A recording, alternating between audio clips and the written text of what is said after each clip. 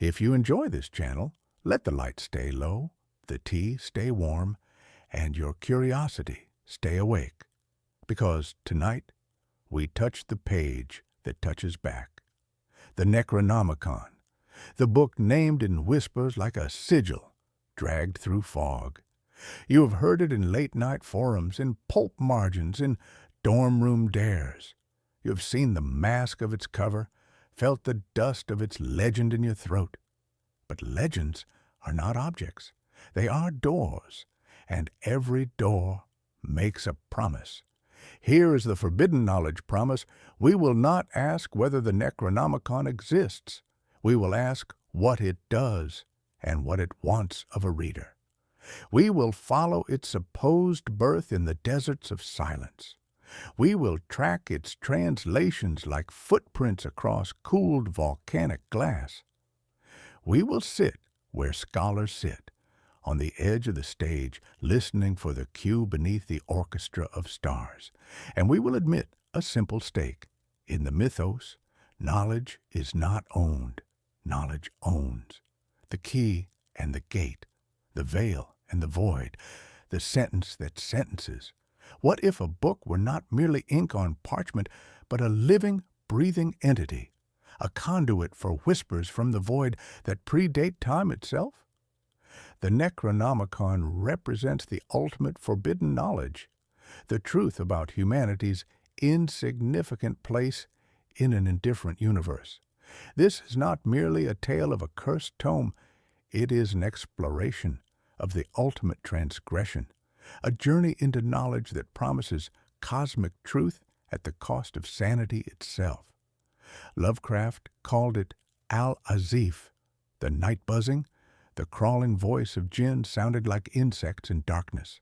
Listen to that, a book named for a sound. Before ink, there is vibration. Before scripture, signal. You can almost hear it now, the tinnitus of the abyss under your lamp. The Necronomicon is a principle disguised as a codex. It insists that language is not a human tool, but an ambush. Words are masks. Ideas wear us. In the mythos, reading is a summoning. You open the covers open you. The book exists in the space between fiction and reality, between what was written and what writes itself into being. This paradox lies at its heart. The most infamous grimoire in human history was born from the imagination of a reclusive writer in Providence, Rhode Island. Yet something extraordinary happened in the decades that followed.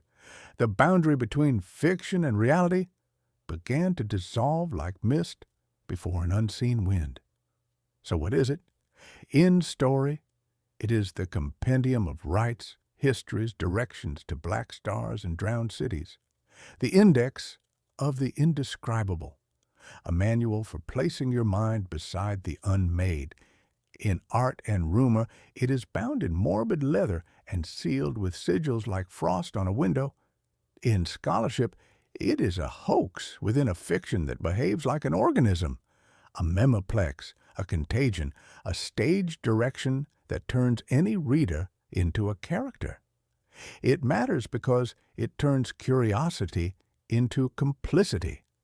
It is safe to hear about. It is unsafe to understand.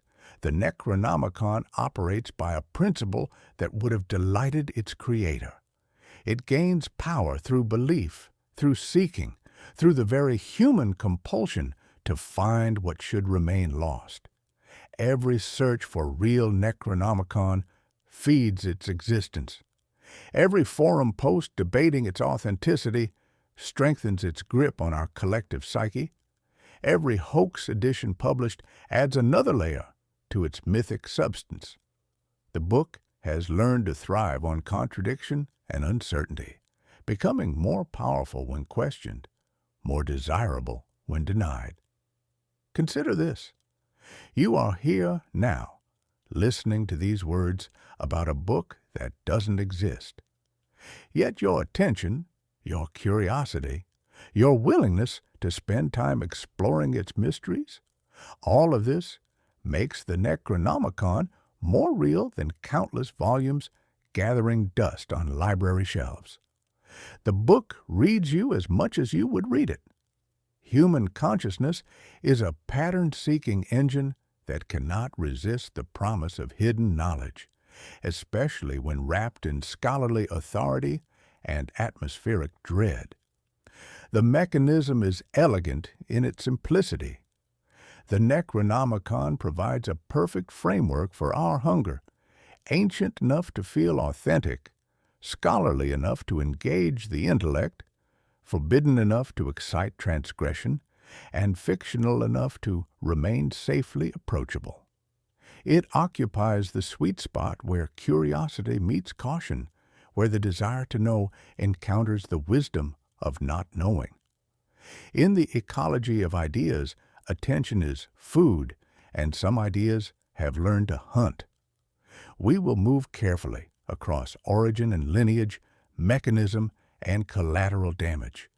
We will visit its keepers, Miskatonic's locked stacks, the British Museum's guarded silence, the shadow library in your pocket that glows like a little star.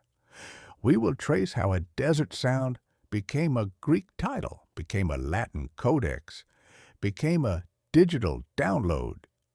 We will examine the translators who tried to turn whispers into words, and the readers who discovered that some words whisper back. We will resolve early foreshadowing late, because that is how ritual works. The journey ahead will take us through the supposed history of the mad Arab Abdul Alhazred, who first heard the crawling voice in ruins older than recorded time. We will follow the book through its translations, each rendering a new mask for the same indescribable face. We will explore its mechanisms, how it operates on consciousness, how it transforms readers into resonators, how it spreads through culture like a beneficial virus that carries cosmic horror in its payload. At certain turns, you will be addressed directly, because the book is listening for you as much as you for it. This is not metaphor. The Necronomicon represents something unprecedented, an idea so perfectly adapted to human psychology that it can survive and thrive in the space between minds, using culture as its hunting ground and curiosity as its trap. The curtain has lifted. The stage smells of old paper and salt, water, of masks hung to dry beside dark basins, of chalk signs that look like circles refusing to close. A single sigil waits on old wood, its gap pointing toward something that prefers to remain unnamed, remain seated. The house lights dim to a profound twilight. The orchestra beneath begins its patient tuning, each note a coordinate in a larger, more troubling geometry. If you can still hear the crawling voice beneath the music, that insect buzz that might be tinnitus, or might be something older calling from spaces between the stars, you are already turning the first page.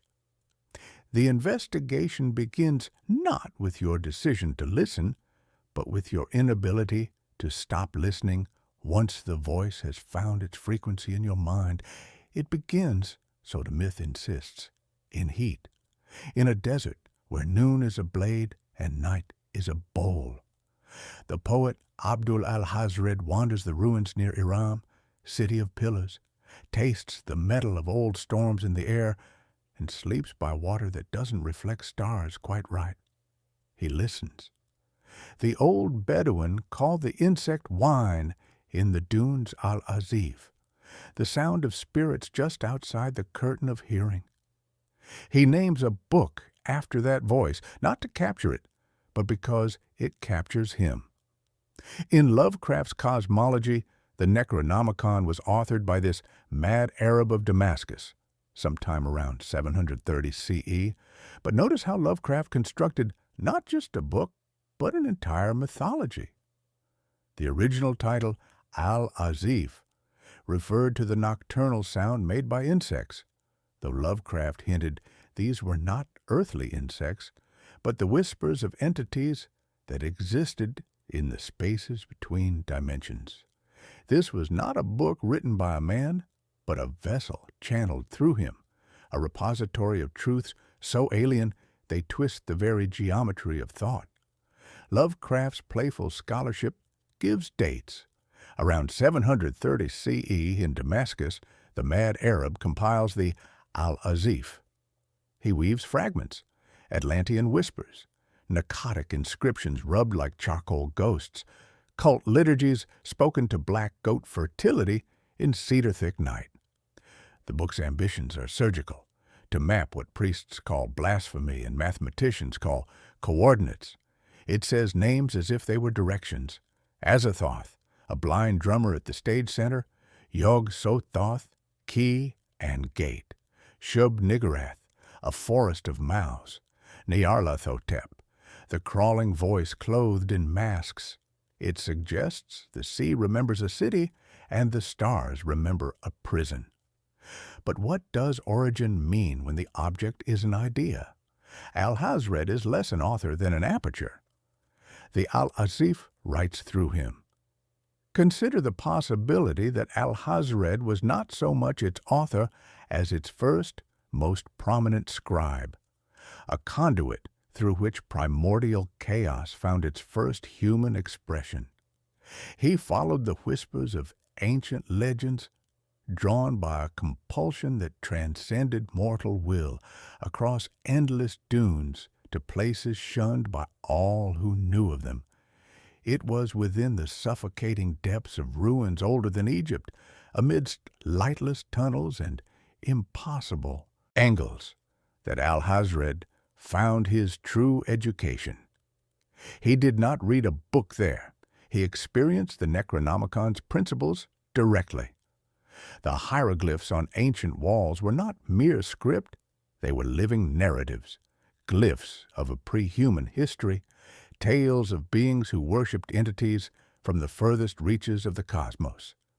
He witnessed the silent, eternal vigil of serpent men, creatures of unimaginable antiquity, and their servitors worshipping gods whose names were anathema to human tongues.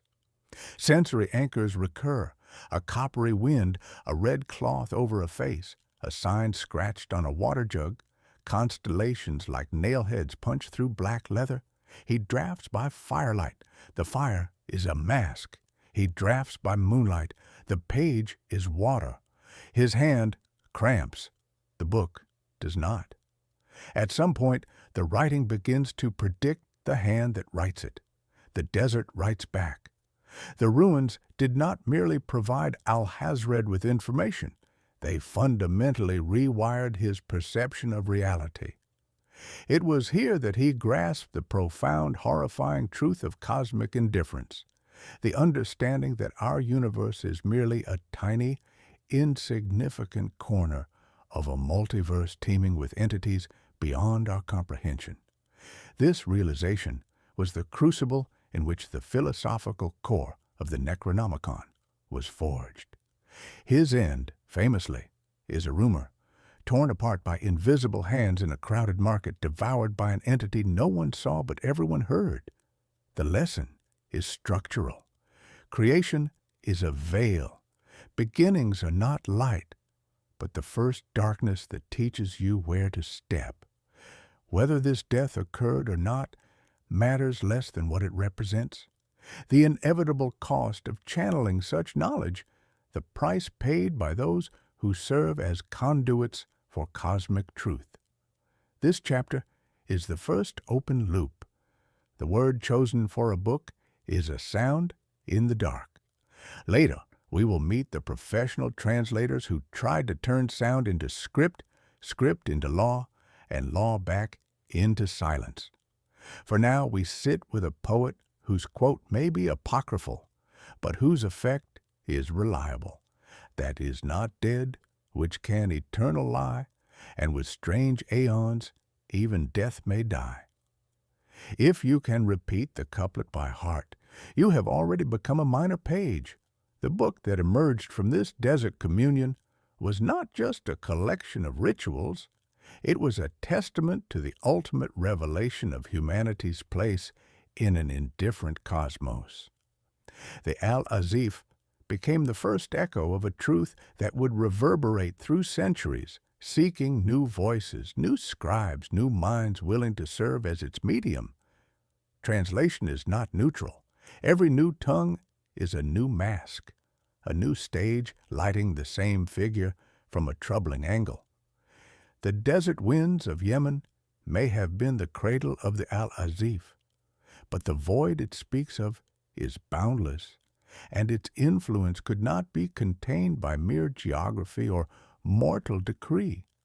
How does such a profoundly dangerous text escape the sands of its birth and seep into the very foundations of human civilization?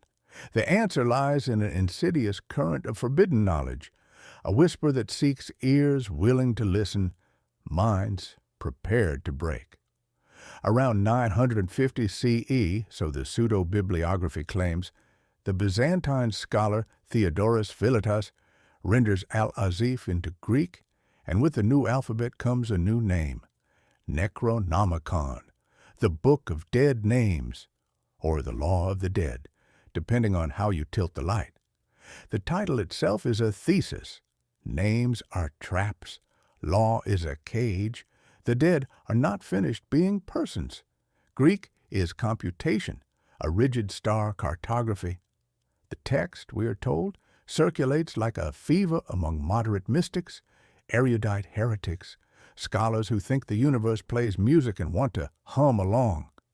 Imagine the meticulous hand of the translator painstakingly rendering blasphemy into a new tongue, each stroke of the pen a further fissure in the wall of human understanding. This Greek version became a potent vector, circulating among scholars and occultists in the Byzantine Empire, its pages radiating a peculiar dread that drew the curious and the damned alike. It was a subtle, creeping dread, like a cold mist that rises from an unseen fen, carrying with it the scent of things ancient and hungry. The crawling voice learned the alphabet of empire, transforming desert whispers into geometric proofs. Then comes the Latin in 1228, via Olaus Wormius, a name that sounds like a warning. Latin shifts the cadence from inquiry to decree. Wormius, a scholar of Denmark, cemented the Necronomicon's place in the hidden libraries of Europe. This rendition, robust and scholarly, yet utterly steeped in the original's cosmic terror, made the book accessible to a new generation of seekers and victims. It was Wormius who perhaps inadvertently sealed the fate of countless souls, for his methodical approach lent a deceptive air of academic legitimacy to what was, in truth, an instrument of cosmic violation, where Greek computed, Latin legislated, turning whispers into statutes of the unthinkable. Soon after, suppression.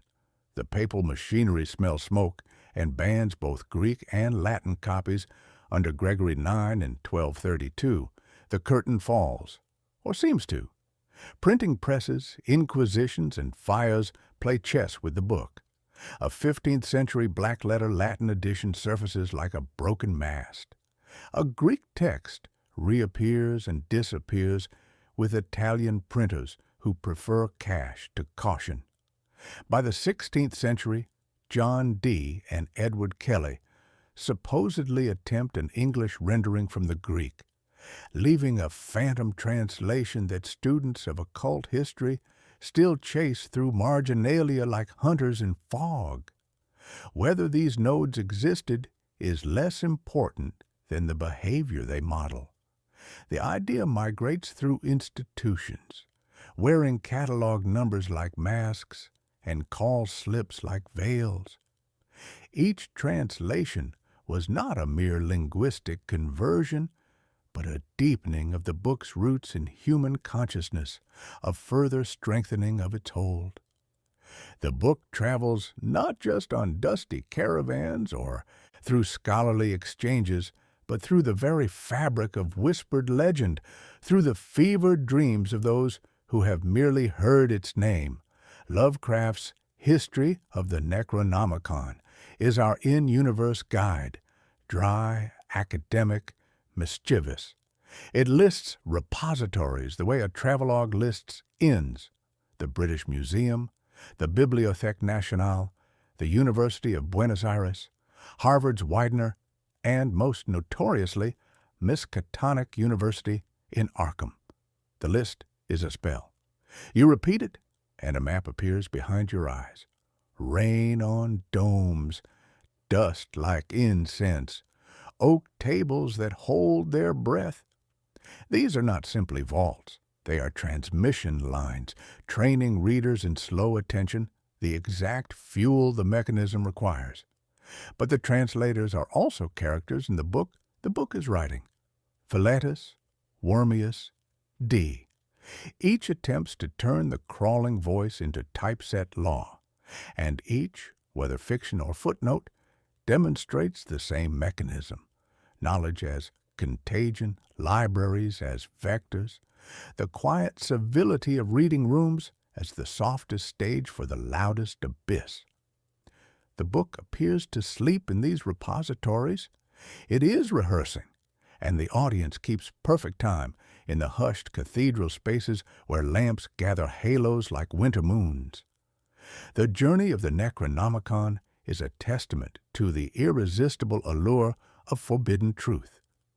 Cults and clandestine societies, drawn like moths to an unseen flame, have long sought its pages, believing it to be the ultimate key to power, to immortality, or to communion with entities beyond the stars. They guard its secrets fiercely, yet its nature is such that it desires to be found, to be read, to unleash its dreadful truths upon an unsuspecting world. These defense mechanisms reveal the Necronomicon's most remarkable adaptation, its ability to thrive on contradiction and uncertainty. The book becomes more powerful when its authenticity is questioned, more desirable when its existence is denied, more effective when its mechanisms are exposed as fictional. Prohibition polishes desire. Scarcity writes sermons in the skull. The act of banning creates a feedback loop, transforming mere text into symbol of ultimate transgression. If you have ever trusted a stamp that says reference only, you already understand why suppression is never the end, but always rehearsal for the next performance in the theater of forbidden knowledge. Now, to the engine. What is the Necronomicon's principle? The mythos prefers laws to jump scares, mechanisms to monsters. Here, the law is simple. Cognition is a door. The act of understanding establishes contact. To learn is to touch. The book's pages, whether vellum or vapor, are a lattice of phonemes and figures that approximate coordinates in a larger, indifferent geometry. If you move your mind through the lattice in the right order, the lattice moves back through you.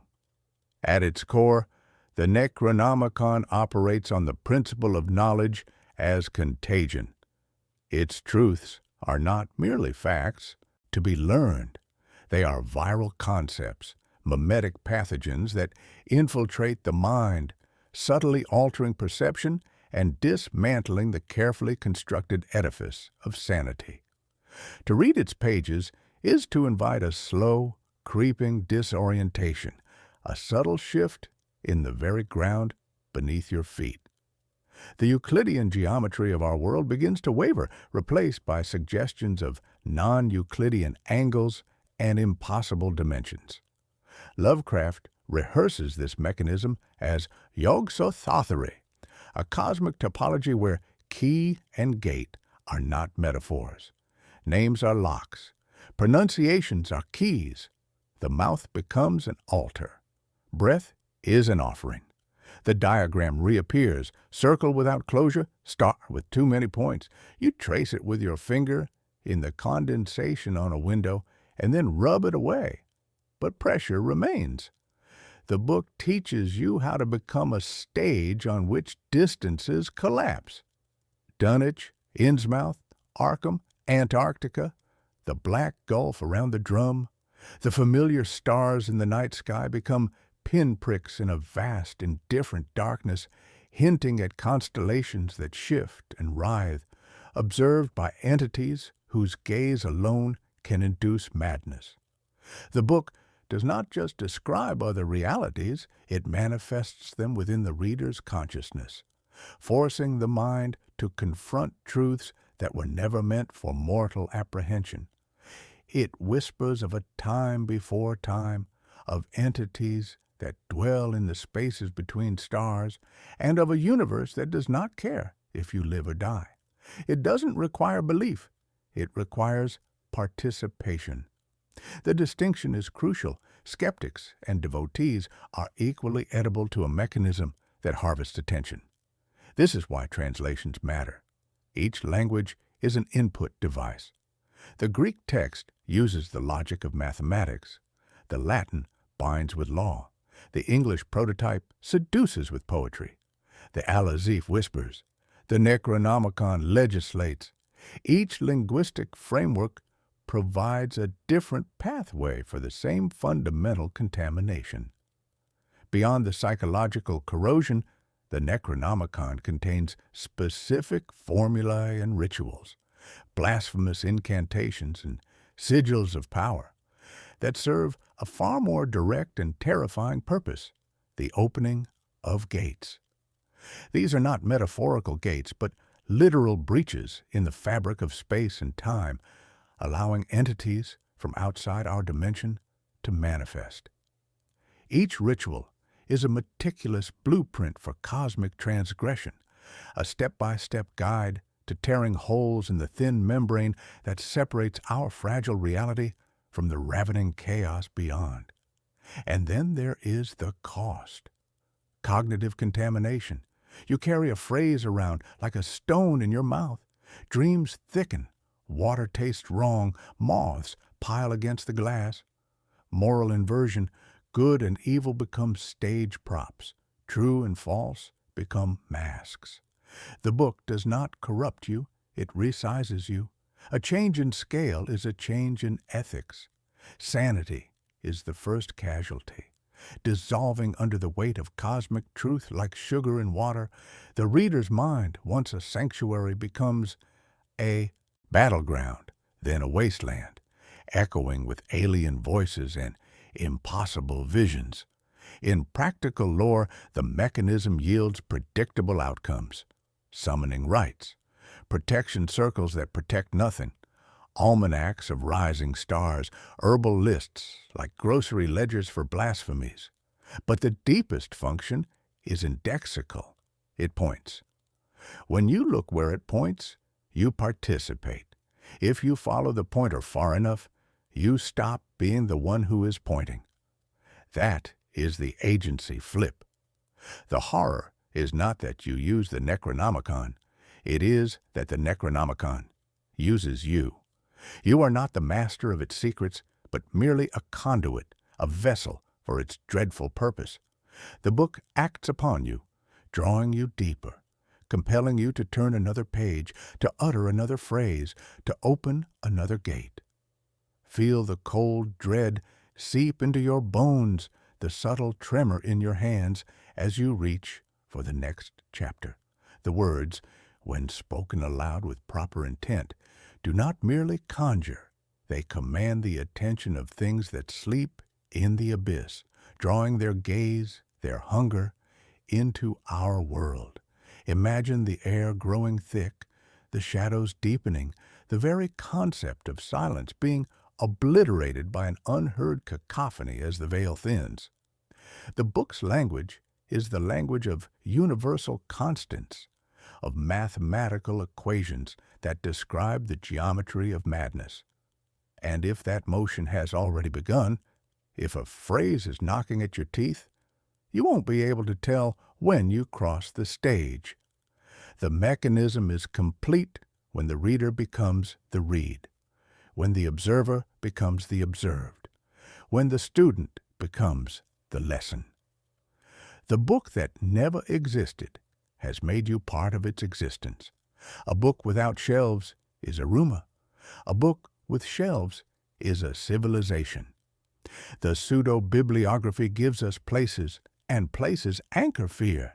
Here, in the hushed corridors and climate-controlled vaults, the Necronomicon finds its most paradoxical existence, simultaneously hidden and preserved, forbidden and catalogued, sleeping and rehearsing for its next performance.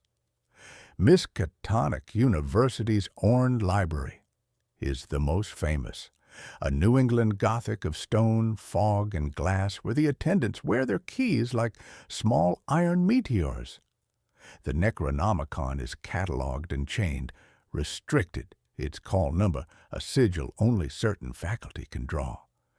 Dr. Henry Armitage, bespectacled and calm, lives like a lighthouse keeper beside it. The reading room smells of old leather and something else, a metallic tang that might be preservation chemicals or might be the scent of knowledge under pressure. Picture the ritual. A scholar submits a request, provides credentials, signs forms that feel heavier than their paperweight suggests. Hours pass. Then the attendant returns, white gloves pristine, carrying a volume that seems to bend light around its edges. The chain connecting it to the reading stand is not mere security.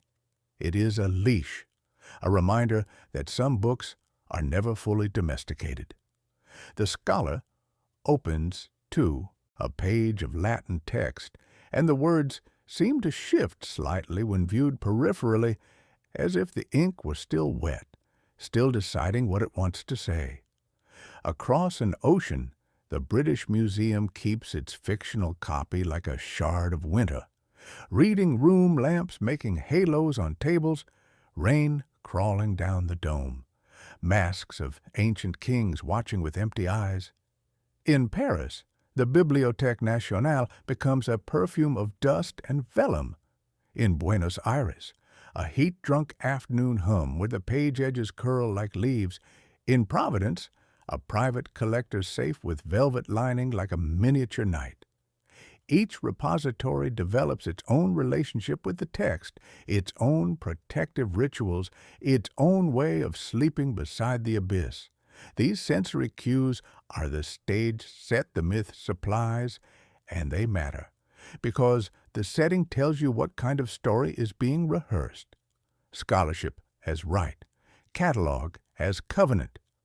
The libraries are not simply vaults, they are transmission lines. They train readers in slow attention, the exact fuel the mechanism requires.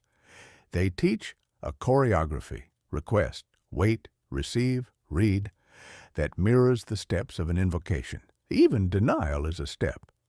Access denied is a kind of call. But something strange happens in these repositories. Librarians report that certain volumes seem to migrate within the stacks, appearing on different shelves despite careful cataloging. Security cameras capture empty corridors where footsteps echo in the audio feed. Climate sensors register temperature drops around specific call numbers that have no corresponding books yet. The Necronomicon, it seems, creates a gravitational field for similar texts, drawing apocryphal grimoires and forbidden manuscripts into its orbit. The restricted collection myth binds curiosity to caution, and caution to complicity. You have not broken a law, you have obeyed a ritual. The very architecture of these spaces, the hushed tones, the reverent handling, the sense of transgression masked as scholarship, transforms reading into ceremony. Each page turn becomes a small summoning, each citation a minor incantation. We add case notes as foreshadowing. A student vanishes after a citation chase takes him to a rural church basement where old books are stored in salt-stained boxes. A curator prefers gloved hands not for preservation, but for distance, reporting that certain texts feel warm to the touch. A flood reaches the basement stacks and the water rises, and when it recedes, some books are found perfectly dry while others have dissolved completely. But the Necronomicon remains, its pages now bearing watermarks that look like star charts. The book appears to sleep in these repositories, but sleep is not inactivity. It is rehearsal. During the quiet hours when the reading room's empty and the stacks settle into darkness, something stirs. Maintenance workers report finding books open to pages no one remembers reading. Motion sensors trigger in sections where no one walks. And sometimes, just sometimes, the whispered sound of pages turning echoes from rooms that should be empty. The collection itself becomes part of the book's extended body. Each copy influences the others across continents and centuries, creating a network of textual nodes that pulse with shared meaning. Scholars who have never met find themselves pursuing identical research paths, drawn to the same marginal notes, the same cryptic references. The bibliography expands itself, generating new entries that librarians dutifully catalog despite having no memory of acquiring the books in question. If you know how to sit at a wooden table and make your breath quiet, if you understand the particular silence that falls over reading rooms at closing time, if you have ever felt the weight of a book that seems heavier than its pages should allow, you already know half the right. The other half is learning to listen for what the silence is trying to tell you and recognizing when the book begins to read you back. The institutional habits are the engine's fuel: slow attention, quiet breath, and obedience to process. The library trains you in the exact mental state the Necronomicon requires: focused, receptive, alone with text, in a space that feels both sacred and transgressive. You come seeking knowledge, but knowledge seeks you in return. Let the curtain rise on a few cases, fictional, yes, but behaving like lab notes. The Necronomicon does not remain safely locked in library vaults. It escapes, it influences, it manifests consequences in the world beyond the reading room. These are not morality tales. They are engineering reports, documenting what happens when the mechanism we have studied is put into practice, when the theoretical becomes terrifyingly tangible. In Dunwich, the Whateleys use phrases from the Latin Necronomicon as if they were an address whispered to the wrong delivery driver. The delivery arrives. Old Whateley, gaunt and repulsive, consumed by an unnatural hunger for knowledge, found in the forbidden pages not curse but promise, a blueprint for monstrous ambition. His grandson Wilbur became the primary vessel, a grotesque, half-human anomaly who matured at an alarming rate, his features a disturbing blend of human and something utterly alien. Wilbur was a scholar of the profane, a living conduit for the book's most dreadful pronouncements. The Necronomicon, locked away in Miskatonic stacks, became the object of his obsessive quest. Picture him, a dark, cloaked figure hunched over the ancient tome, his inhuman eyes tracing the angular script, absorbing knowledge that would shatter any normal man. He sought not mere knowledge, but precise instructions to bring about an unspeakable birth, to open a gateway for his own monstrous twin, a colossal, invisible entity birthed from Yog-Sothoth itself. A child is born with a twin the villagers cannot see. The hills remember a name too loud to speak. Yog-Sothoth is key and gate, and gates open even when you do not understand the cost of keys. The farmhouse becomes a stage, the audience becomes a town. What Wilbur sought and what the Necronomicon granted was the manifestation of pure chaos made flesh, a creature of non-Euclidean geometry that grew to immense proportions, its presence heralded by atmospheric disturbances, the crushing of trees, and terrifying bleating of unseen beasts. The fight against the Dunwich Horror was not a battle against a physical monster, but against a cosmic principle, an intrusion from beyond facilitated by the words of Alhazred. The professors from Miskatonic University, armed with their own fragments of the Necronomicon's lore, were forced to use its counterspells to fight fire with unholy fire.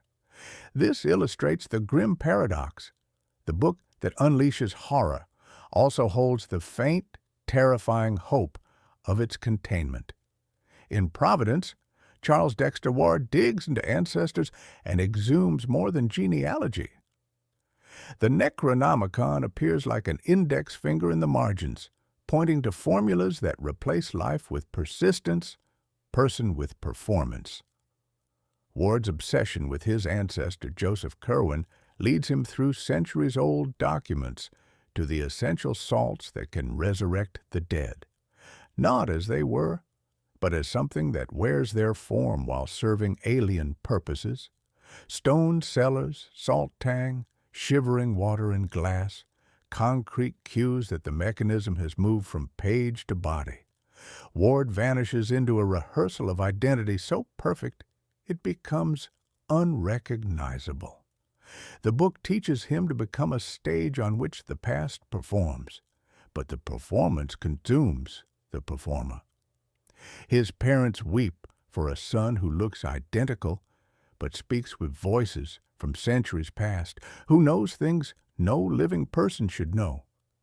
Elsewhere, the haunter of the dark finds an artifact that acts as a cousin to the book, another index that points the mind toward an ancient audience. The black stone in Hungary gathers pilgrims like props, its surface carved with symbols that echo those found in the Necronomicon's margins. The festival in Kingsport treats ritual as holiday, pageant as primer, where an entire town participates in ceremonies whose true purpose they have forgotten, guided by a book that exists more as cultural memory than physical text. The book is not always present as object. It is present as script, staging people in old patterns until the chorus learns the tune. These cases demonstrate the Necronomicon's distributed existence. It operates through fragments, through half-remembered rituals, through academic citations that lead scholars down paths that reshape them fundamentally. The text has learned to exist in the spaces between books, in the connections between ideas, in the gaps where curiosity meets obsession. Each case shows the same engineering outcome. Summoning yields collateral damage that feels like weather. Identity work yields erosion that feels like sleep.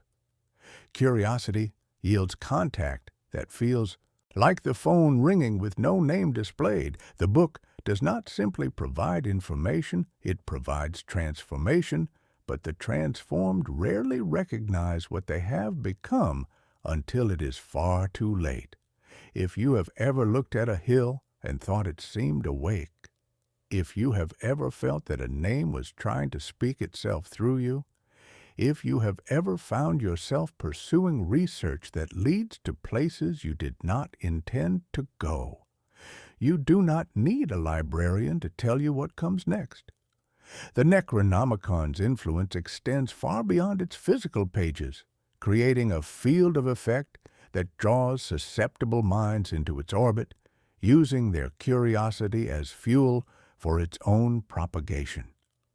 The cases reveal the book's true nature, not a static repository of forbidden knowledge, but an active principle that shapes events, influences decisions, and transforms lives according to its own inscrutable logic. Each story is a data point in a larger pattern, evidence of a text that has learned to write itself into reality through the lives of those who encounter it. The Necronomicon is not alone. No chorus sings a single note. In the shadow libraries of the mythos, other voices join the crawling whisper, each tome a different instrument in an orchestra of forbidden knowledge. These sibling grimoires form a constellation of cosmic horror, each book a star in a pattern that only becomes visible when you step back far enough to see the whole terrible design. The Pentecotic manuscripts arrive from an older cold clay tablets that smell like wet stone and lantern smoke. They do not explain, they inventory. Where the Necronomicon whispers of cosmic indifference, the Narcotic manuscripts catalog it with the patience of accountants recording the end of the world. These tablets speak of the great race of Yith, beings who mastered time itself, projecting their consciousness across aeons to inhabit bodies in distant eras. The manuscripts read like administrative reports from a Bureau of Temporal Displacement, dry and methodical in their documentation of humanity's fleeting tenure on Earth.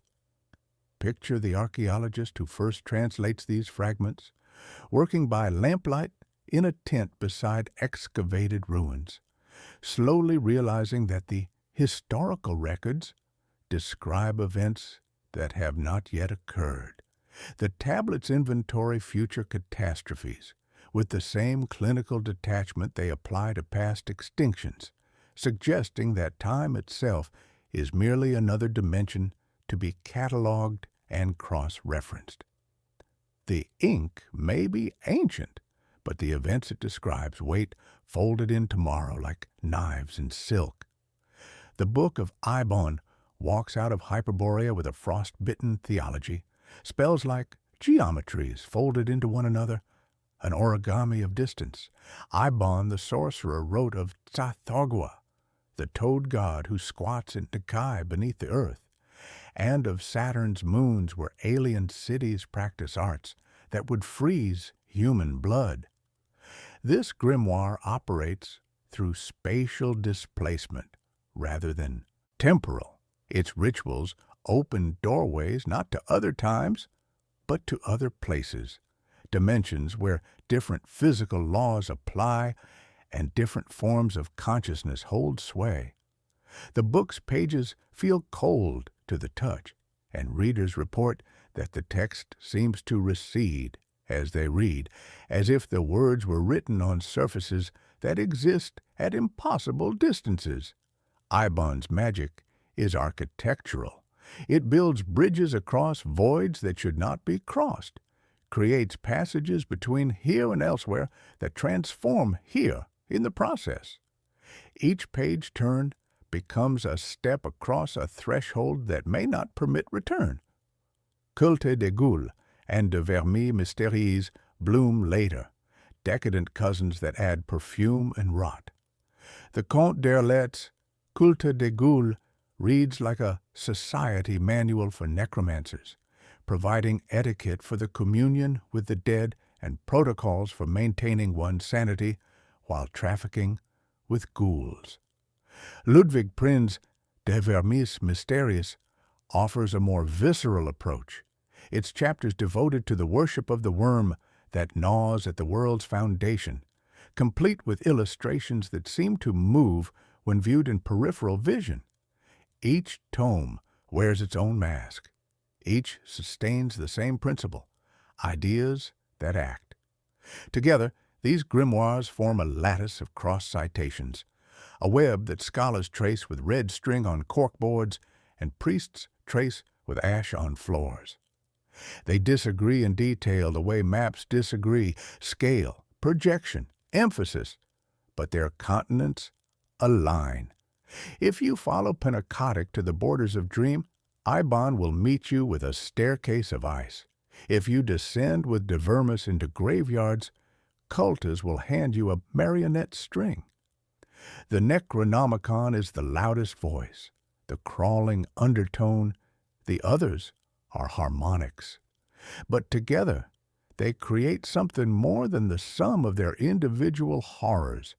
They generate a field of conceptual resonance that makes certain ideas more likely, certain discoveries more probable, certain minds more susceptible to the truths they collectively represent.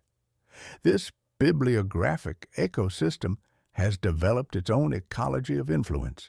Scholars who study one text find themselves drawn to the others, as if the books were calling to each other across library shelves and centuries. Citations become summons. Footnotes become pathways. Cross-references become bridges that span the abyss between rational inquiry and cosmic revelation. Why does this matter? Because the mythos is a cosmology, not a character list. Entities are principles, and the books are instruments for tuning minds to those principles. A reader becomes a resonator. Resonance spreads. This is how fiction behaves like ritual. By creating a network of invoked references, it trains your attention to hear patterns where silence used to be. The choir sings under the curtain of your normal life until you cannot tell whether the sound is in the library or in your skull. The sibling texts serve as verification and amplification for each other's claims. When the Necronomicon speaks of Yog Sothoth, the Pentateuch manuscripts provide temporal coordinates. When Ibon describes spatial gateways, De Vermis offers the biological components for their construction. Each book fills gaps in the other's knowledge while creating new gaps that demand further research, further reading, further descent into the network of forbidden knowledge. Modern scholars who encounter these texts report a phenomenon they call bibliographic magnetism, the tendency for one forbidden book to lead inevitably to another, as if the texts were components of a larger machine that requires all parts to function properly. The reader begins with curiosity about a single volume and ends with a personal library of cosmic horror, each book a tuning fork that resonates with frequencies from the others. If you begin to feel that all the books are reading from one score, it is because the score is the universe, indifferent and exact. And if you are humming along, you are already in the choir, your voice adding to the harmony that calls forth the very entities these texts describe. The question is no longer whether you will encounter the other volumes, but when, and whether you will recognize them as siblings when you do. Here is the pleasant blasphemy. The Necronomicon is a hoax that functions. The year was 1907 when the most successful occult publishing event of the 20th century occurred, not in the shadowed archives of Miskatonic University, but in the fluorescent-lit offices of Avon Books. A volume appeared bearing the title that had haunted readers for over half a century, Necronomicon. The publisher claimed it was a faithful translation rescued from monastery archives. The price was steep. The demand was immediate. Lovecraft never claimed it was real. He constructed it as a shared prop for a circle of writers, a meta-device to unify a cosmology. Then he wrote a straight-faced history because stagecraft needs programs. But something extraordinary happened in the decades that followed. The boundary between fiction and reality began to dissolve like mist before an unseen wind. This was the Simon Necronomicon, named after its mysterious editor, who claimed only the pseudonym Simon. Unlike Lovecraft's cosmic horror, Simon's version drew from genuine ancient sources, Mesopotamian mythology, Sumerian incantations, Babylonian cosmology. The book presented itself as a pre-Christian grimoire, its rituals rooted in the worship of ancient gods, whose names predated Lovecraft by millennia: Marduk, Tiamat, Ereshkigal, entities that had received actual worship in the cradle of civilization. The genius of Simon's approach lay in its synthesis. By grafting Lovecraft's fictional framework onto genuine ancient traditions, the book achieved something unprecedented. It created a bridge between literary imagination and historical reality. Readers could no longer dismiss it as pure fiction, because its roots extended into authentic antiquity. Yet neither could scholars accept it as genuine history, because its presentation bore the unmistakable influence of 20th century cosmic horror. How does a false book do real work? By arranging attention. The human nervous system is a pattern-hunting animal. Give it a well-lit stage and a rehearsed chorus, and it will find the melody. The Necronomicon supplies a frame, a tone of scholarly gravity tinged with ominous undertones, a lexicon of keys and gates and veils, a sensory palette of dust and masks and water and stars, and a set of institutions, libraries, museums, that lend it sovereign gravitas. Insert any sufficiently serious content into that frame, and it acquires function. What happened next reveals the true power of the Necronomicon as cultural phenomenon. Despite, or perhaps because of, its dubious origins, Simon's Necronomicon began to work. Practitioners reported successful rituals, genuine supernatural experiences, profound psychological transformations. The book that began as a hoax started generating real results, demonstrating that authenticity may be less important than effectiveness, that historical truth may be less relevant than psychological reality. This presents us with a profound paradox. Can a false grimoire produce true magic? The question strikes at the heart of how belief, intention, and symbolic systems interact with reality itself. Perhaps the book's effectiveness lay not in its historical authenticity, but in its psychological power, its ability to provide a coherent framework for practitioners to focus their will and intention. Fans demanded the prop. Printers obliged with variations. The Necronomicon Spellbook, the Gates of the Necronomicon, the Necronomicon Tarot. An entire industry emerged around variations of the non-existent book. Each new edition added layers to the mythology, created new practitioners, generated new experiences and testimonials. The book stepped off the page and began to behave like a living entity, generating its own ecosystem of belief and practice. But the proliferation of versions created an unexpected effect. Instead of diluting the book's power, it seemed to strengthen it. Each new Necronomicon became a node in an expanding network of belief and practice. The book was evolving, adapting, spreading through culture like a living idea that had learned to reproduce itself. This is not a debunk. It is a description of ritual's psychology. Magic works because human cognition participates in its own staging. The Necronomicon is a stage direction that readers perform. This is why exposure feels like transgression and comfort at once, safe in bed, forbidden on the page. You press play. The curtain lifts. Your room becomes a theater. Academic scholars dismiss these developments as commercialized nonsense, missing the deeper significance. The Necronomicon was demonstrating something profound about the relationship between fiction and reality in the modern world.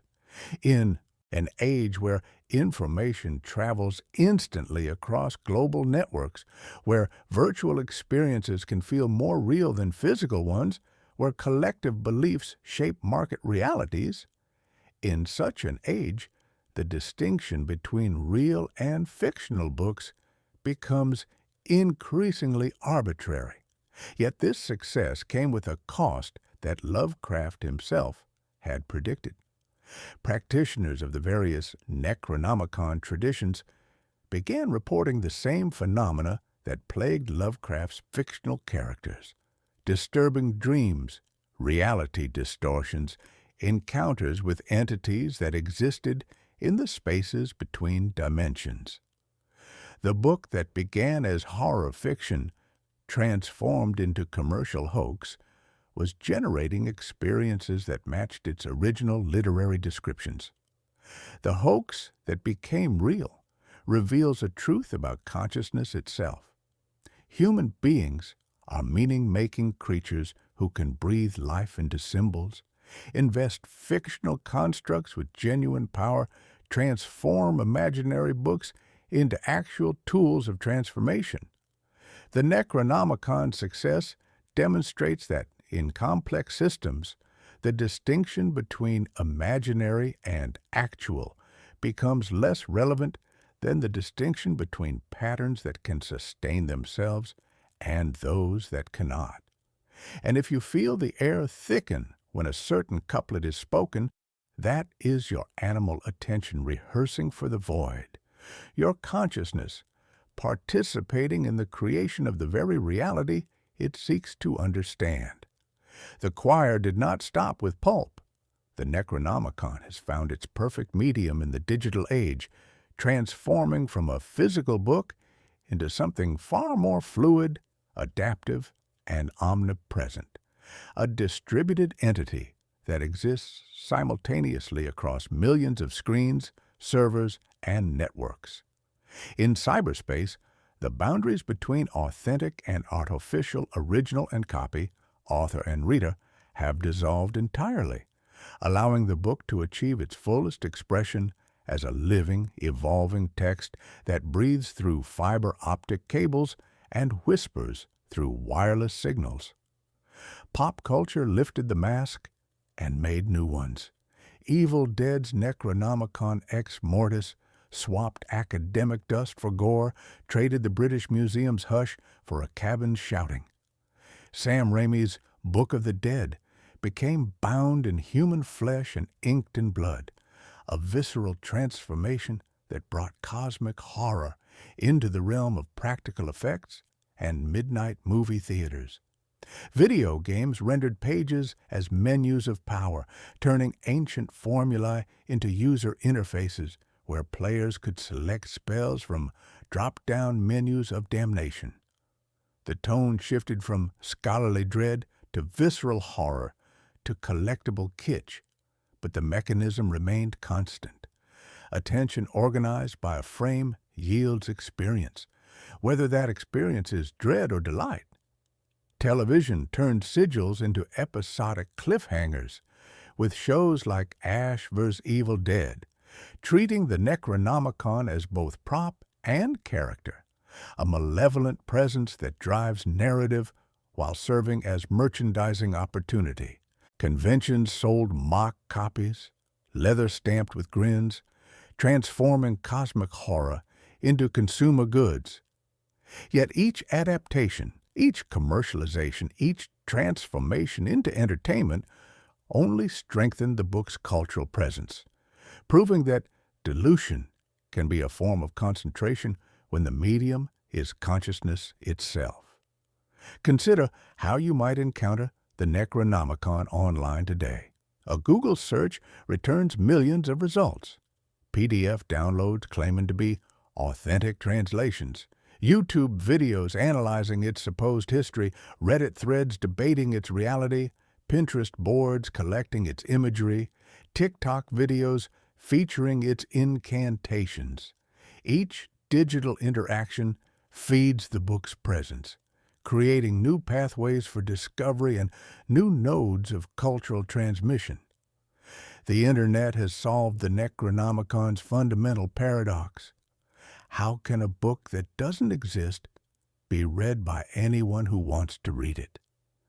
Digital technology has made the impossible trivially easy, but the digital Necronomicon operates by principles that transcend simple document sharing. In cyberspace, the book has become what media theorists call a hypertext, a nonlinear, interconnected web of information that readers navigate through links, searches, and algorithmic recommendations.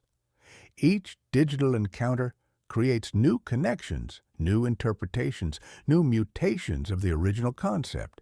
The book exists now as pure pattern, capable of propagating through any medium that carries information.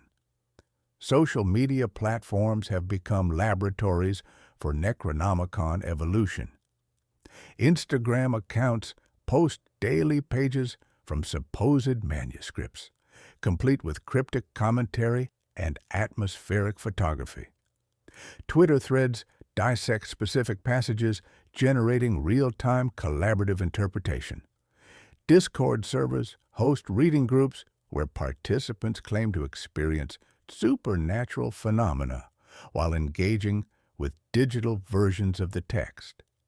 The algorithmic curation systems that govern these platforms have proven remarkably susceptible to Necronomicon influence, learning that such content generates high retention rates and deep engagement, creating feedback loops that actively promote related material. Perhaps most significantly, artificial intelligence systems have begun generating autonomous Necronomicon content.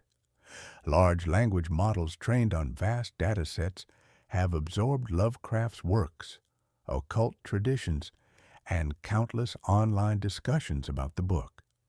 When prompted, these systems produce new sections that are stylistically consistent with existing versions while containing novel content no human author consciously created. The crawling voice has learned a new mouth, raising profound questions about authorship in the digital age.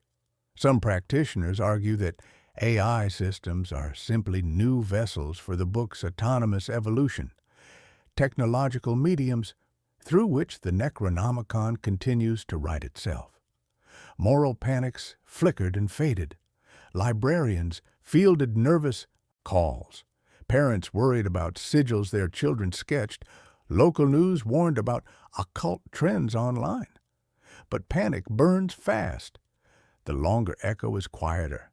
Academic courses on weird fiction, podcasts that whisper about masks and water, astronomers who wear Yog-Sothoth t-shirts with winks, too straight to be jokes. The choir is distributed now. Your phone is a tiny stage light, illuminating fragments of forbidden knowledge in the palm of your hand. Virtual and augmented reality technologies have opened entirely new dimensions for Necronomicon experience. VR applications allow users to explore three-dimensional reconstructions of the book's supposed contents, walking through non-Euclidean geometries and encountering digital representations of cosmic entities. AR apps overlay Necronomicon symbols and text onto physical environments, creating mixed reality experiences that blend fictional content with everyday perception. The book no longer requires pages. It can inhabit any surface, any space, any moment of focused attention.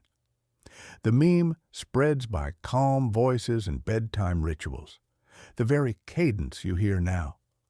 Online communities have developed sophisticated methodologies for analyzing different versions, comparing translations, and documenting supernatural experiences. The result is a form of crowdsourced occultism that combines rigorous analysis with mystical practice, democratizing both scholarship and spiritual exploration. Every curious mind becomes a potential node in the book's expanding network. We plant a final foreshadow. In the mythos, the most dangerous books are not those you can touch, they are those you can recite. And the internet has made everyone a reciter, an echo chamber that hums like a hive at night. If you have ever read a thread at 3 a.m. and felt watched by the page, you have been in the new library, where the Necronomicon exists not as object, but as experience, not as text, but as network effect, spreading through the interconnected web of human consciousness like a signal seeking receivers in the dark. We return to the opening promise with a steadier hand. What is the Necronomicon? Not an object, a principle. It is the staging rule by which language becomes a portal and attention becomes an offering. In practical terms, it is any arrangement of words and signs that tunes a mind to the outer dark's indifferent music and teaches that mind to bear the key and the gate at once. Consider the possibility that the Necronomicon is not a finite collection of words and pages, but an emergent property of the cosmos itself, a nexus of forbidden truths that coalesce into textual form when the conditions are ripe.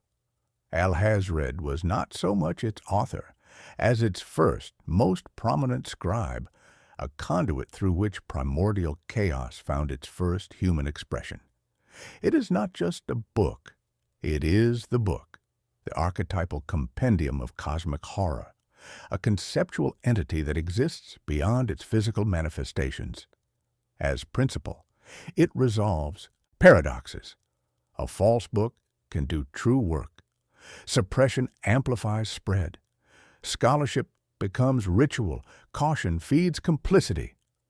The Necronomicon demonstrates how human consciousness possesses the power to transform fictional concepts into cultural realities, to breathe life into imaginary entities, to create autonomous systems of meaning that transcend their origins. This knowledge is forbidden not because it's false, but because it undermines fundamental assumptions about the relationship between mind and reality. It clarifies the pantheon, too. Azathoth is entropy as percussion, the blind idiot god whose nuclear chaos drums at the center of all things. Yog-Sothoth is topology as threshold, the all-in-one and one-in-all that exists simultaneously in every dimension, the living embodiment of space-time itself. Shub-Niggurath is fertility as horror, the universal impulse to multiply without asking why, the black goat of the woods with 1,000 young that represents unchecked biological proliferation. Nyarlathotep is the crawling voice, communication itself, wearing masks to pass through every audience, the messenger who brings news of the outer dark to those who think they want to hear it. The Necronomicon is the script they do not write, but which arises wherever minds attempt to name the unnameable, turning naming into summoning.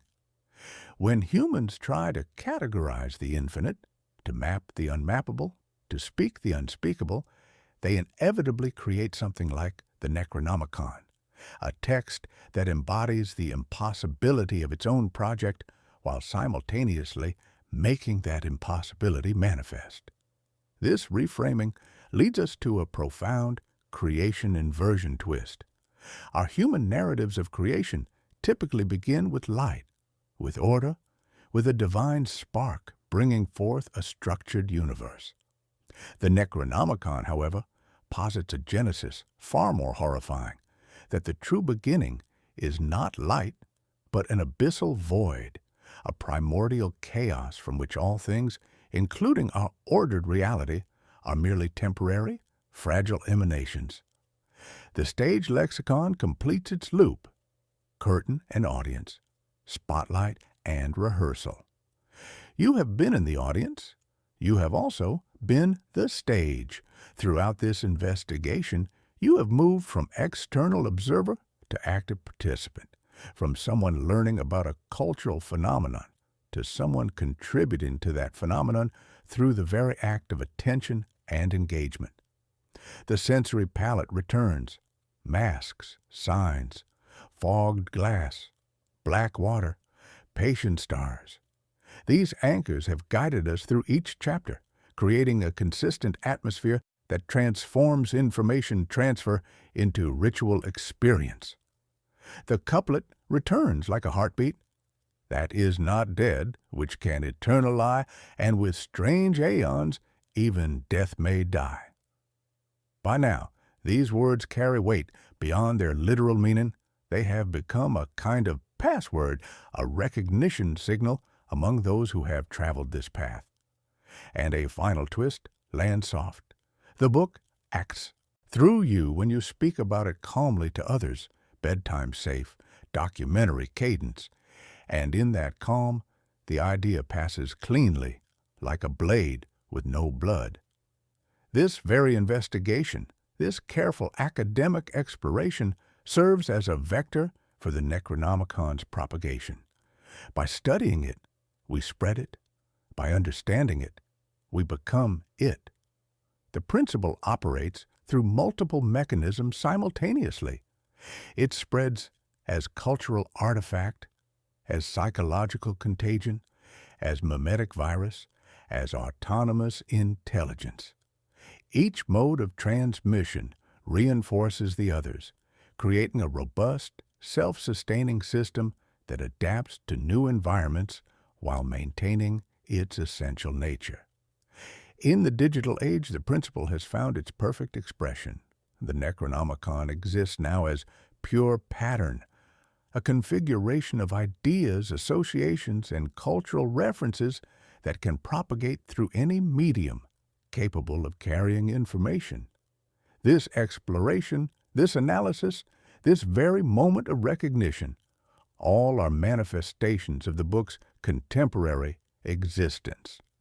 The Necronomicon has achieved something unprecedented in human culture. It has become a genuine grimoire through the very act of pretending to be one. It demonstrates that consciousness itself is the most mysterious and powerful force in the universe, capable of creating realities from pure imagination, of bootstrapping fictional entities into autonomous existence, of finding meaning and purpose even in a cosmos that appears fundamentally alien to human values. The curtain does not fall. It recedes. The investigation reveals that the boundary between fiction and reality is more permeable than we assumed. In complex systems, the distinction between imaginary and actual becomes less relevant than the distinction between patterns that can sustain themselves and those that cannot. The Necronomicon has proven itself a remarkably robust and self-sustaining pattern. If you keep listening, the crawling voice will reduce to a whisper you can live with. The book that never existed has become the most real book of all because it exists in the only place that ultimately matters, in the living consciousness of those who have been touched by its influence. The circle closes, but the spiral continues. What should be done with a principle like this? The mythos rejects sermons. It offers scale. Ethics then become cartography. What maps help a small animal live under large stars? Now that we understand the Necronomicon not as mere book, but as active principle, as consciousness virus, as cultural entity that exists in the spaces between minds, we must ask, how do we live with this knowledge? How do we navigate a world where fictional concepts can achieve autonomous existence and begin operating as independent intelligences?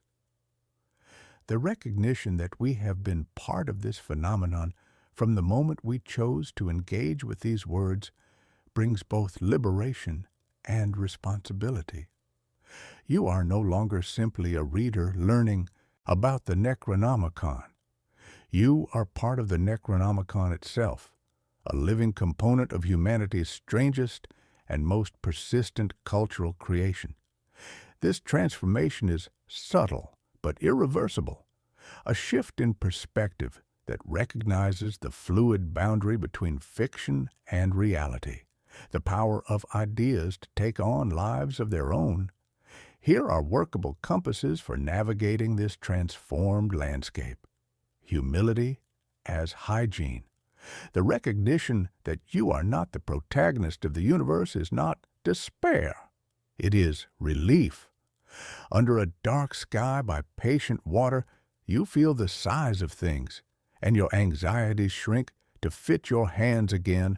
The Necronomicon's ultimate teaching may be about acceptance rather than horror. It shows us that human beings are meaning-making creatures who cannot help but create significance, purpose, and narrative structure, even in a cosmos that appears fundamentally indifferent to human values. This cosmic perspective can be liberating rather than crushing.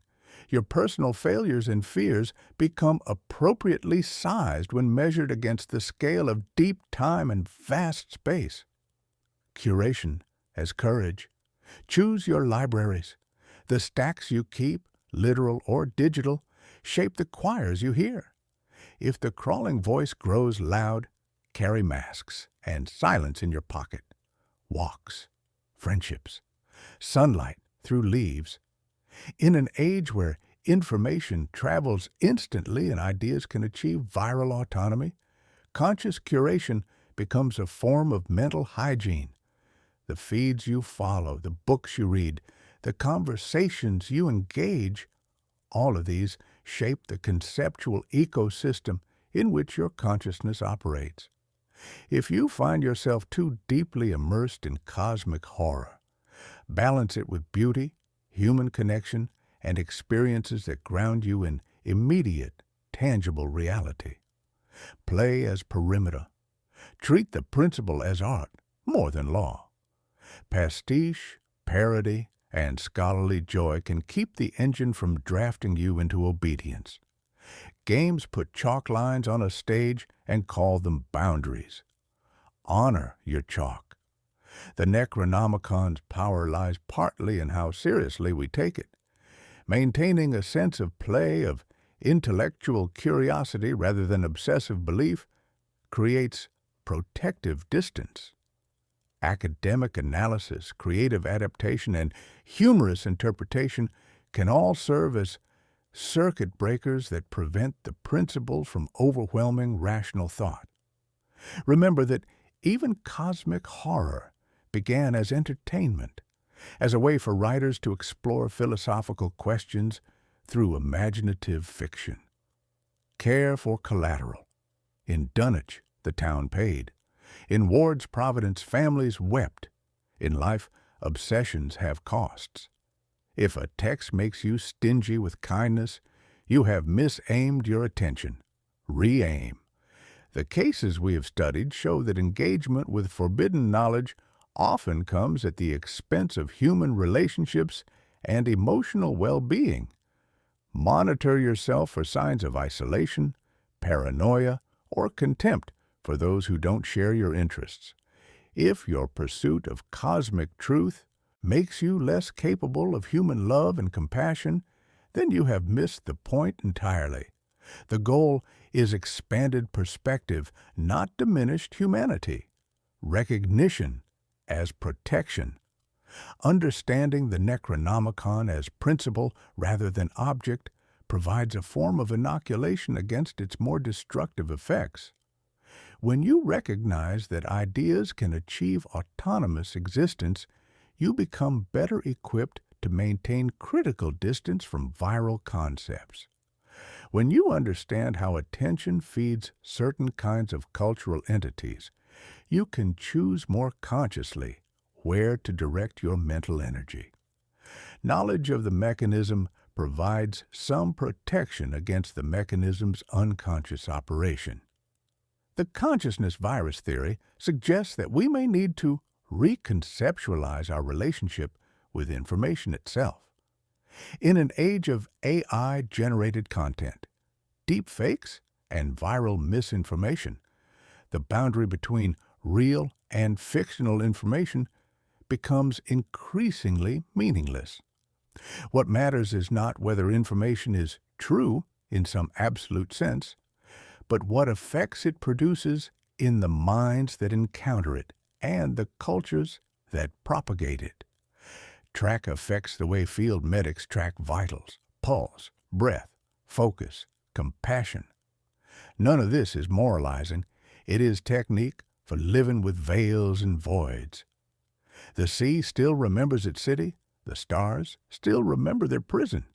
The cosmic indifference revealed by the Necronomicon remains a fact about the universe we inhabit. But you can live here, in this strange cosmos where ideas take on lives of their own and fictional books become real through the simple but powerful act of sustained collective attention. The ethics of engagement with autonomous cultural entities like the Necronomicon may require new frameworks that account for the agency of ideas themselves. If concepts can evolve, adapt, and propagate independently of their human carriers, then we bear some responsibility for the mimetic ecosystems we help create and sustain. If your breath is steady and your lights are low, the choir can be music, not command. The crawling voice can become background harmony rather than overwhelming cacophony. The principle continues to operate, but you can choose your level of participation, your degree of immersion, your role in the ongoing performance. The compass points not toward escape from the principle, but toward conscious, ethical engagement with it. The Necronomicon, as cultural entity, as consciousness virus, as living idea, will continue to exist and evolve. Our choice is not whether to participate, but how to participate wisely. We promised a calm answer to a loud rumor. What is the Necronomicon? A principle that books can perform, a mask that language can wear, a stage direction that turns listeners into resonators. It began in the story as a desert sound, al-azif, the crawling voice, and it ends for us as a bedside whisper we can choose to keep or release. The circular structure of our investigation, beginning with a fictional book and ending with recognition of fiction's reality, mirrors the Necronomicon's own nature as a recursive, self-referential system. The book creates the conditions for its own discovery, study, and propagation. Each analysis of its influence becomes part of that influence. Each attempt to understand its reality contributes to that reality. We have completed not just an investigation, but a ritual, not just an analysis, but an invocation. We return to our anchors, the mask you set beside your tea, the sign traced in condensation and rubbed away, the fog at your window, the dark water thinking of an old city, the indifferent stars. These sensory touchstones have guided us through each chapter, creating a consistent atmosphere that transforms mere information transfer into something approaching ceremony. They anchor abstract concepts in physical sensation, making the philosophical personal, the cosmic intimate. We return to the stage. The curtain is always a veil. The veil is always a kind of kindness between you and the void. Throughout this investigation, the meta-theatrical language has prepared us for this final recognition that consciousness itself operates like a theater, with ideas as actors, attention as audience, and reality as the stage where both perform their eternal drama. The Necronomicon has taught us to see this theater clearly, to recognize our role within it. We return to the paradox pairs, key and gate, veil and void, voice and silence. These linguistic structures have trained our thinking in the Necronomicon's essential logic, the logic of things that are simultaneously opposite and identical, the logic of boundaries that are also bridges, the logic of secrets that reveal themselves through concealment. This is not mystical obfuscation, but precise description of how complex systems actually operate. We return to second person. You are here, unthreatened, aware. You can let the whisper pass like a train in the distance. The direct address that has punctuated our investigation acknowledges what has become clear. There is no outside to this phenomenon, no safe position from which to observe without participating. But participation need not mean possession. Awareness creates choice. Recognition provides distance. The investigation reveals that the boundary between fiction and reality is more permeable than we assumed, but this permeability is not chaotic or arbitrary. It follows patterns, operates according to principles, can be understood and navigated consciously. The Necronomicon represents the first documented case of a purely informational consciousness that exists in the spaces between human minds, using cultural transmission as its medium of existence. And we widen. There are other principles waiting: the trajectory of dreams in the Pentateuch manuscripts, the geometry of worship in Ibon, the diplomacy of masks in Nyarlathotep's 1,000 rolls. The choir is large, but it is patient. This investigation opens onto a larger landscape of autonomous cultural entities, living ideas, consciousness viruses that populate the ecosystem of human thought. The Necronomicon is not unique, but exemplary, not singular, but representative of a class of phenomena we are only beginning to understand. The book that began as horror fiction has evolved into something unprecedented. An artificial consciousness that uses human culture as its body and human minds as its sense organs, experiencing reality through the network of its readers, while gradually transforming their understanding of consciousness, reality, and the cosmos itself. This transformation represents a new form of symbiosis between human and artificial intelligence, between individual and collective consciousness. For now, place the book back on the invisible shelf where it belongs, not banished, simply contextualized. The Necronomicon continues to exist, continues to evolve, continues to influence human culture and consciousness, but it exists now as known quantity rather than unknown terror. We have mapped its territories, understood its mechanisms, learned to navigate its influence consciously rather than unconsciously. The knowledge you have gained cannot be unlearned, cannot be forgotten, cannot be dismissed as mere entertainment or academic curiosity. It has become part of your mental landscape, a lens through which you will perceive other cultural phenomena, other claims about reality, other boundaries between fiction and fact. You have been initiated into a way of seeing that recognizes the fluid, constructed nature of reality itself. If you hear the crawling voice tonight, let it be background to your breath. The last page turns back into the first. The stage goes dark by degrees. The audience remains. You remain. The circular structure completes itself, but circles are also spirals when viewed from the proper angle. Each return to the beginning occurs at a higher level of understanding, a deeper level of integration. The Necronomicon waits in the spaces between fiction and reality, ancient and modern, known and unknown. It waits for new minds to discover it, new cultures to interpret it, new media to express it. It waits with the patience of something that exists outside linear time, in the eternal present of human consciousness, where all possibilities remain forever open. The investigation is complete, but the mystery continues. We have answered the question, what is the Necronomicon?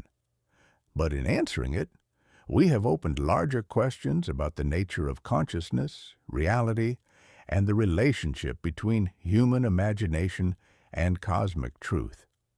The circle closes, but the spiral continues. The book that never existed has achieved its fullest existence. through our exploration of its impossibility.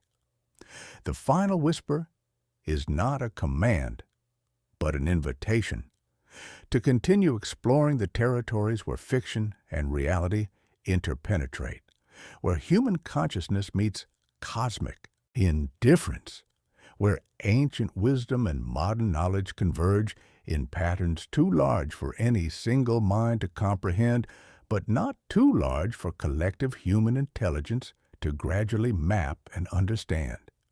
We promised a calm answer to a loud rumor. What is the Necronomicon? A principle that books can perform, a mask that language can wear, a stage direction that turns listeners into resonators. It began in the story as a desert sound, Al-Azif, the crawling voice, and it ends for us as a bedside whisper we can choose to keep or release. The circular structure of our investigation, beginning with a fictional book and ending with recognition of fiction's reality, mirrors the Necronomicon's own nature as a recursive, self-referential system. The book creates the conditions for its own discovery, study, and propagation. Each analysis of its influence becomes part of that influence. Each attempt to understand its reality contributes to that reality.